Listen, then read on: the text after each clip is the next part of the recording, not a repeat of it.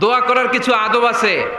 অজু অবস্থায় দোয়া করবেন, কেবলামুখী হয়ে পারলে দোয়া করবেন, দোয়ার আগে ইস্তেগফার পড়বেন, তাইলে দোয়া কবুল হওয়ার পসিবিলিটি হাই, সম্ভাবনা কম না বেশি?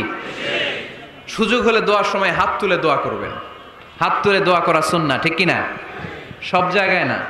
টয়লেটে যাইতেছেন, আল্লাহুম্মা ইন্নী আউযু বিকা মিনাল খুবুসি ওয়াল খাবাইস বিরহমাতিকা ইয়া আরহামার রাহিমিন। হাত তোলা যাবে? বুঝা শুই না। আল্লাহর হাবিব যেখানে হাত তুলছিলেন, কিছু কিছু জায়গায় আল্লাহর হাবিব হাত তুলেছেন, কিছু কিছু জায়গায় তোলেন নাই। তো তোলেন, যেখানে সুযোগ হয় তোলেন। আল্লাহর হাবিব সাল্লাল্লাহু আলাইহি সাল্লাম যখন হাত তুলতেন, হাতের তালুগুলো আকাশের দিকে করে রাখতেন এইভাবে। এজন্য আল্লাহর হাবিব বলতেন, ইযা সাআলতুমুল্লাহ ফাসআলুহু বিবুতুনি আকুফিকুম। যখন আল্লাহর কাছে চাইবে, হাতের তালু দুইটা এরকম উঁচু করে আল্লাহর কাছে চাও। সুবহানাল্লাহ পড়েন। আমরা তো শুধু এতটুকু চলি, আরাফার ময়দানে বিশ্বনবী চাইতে চাইতে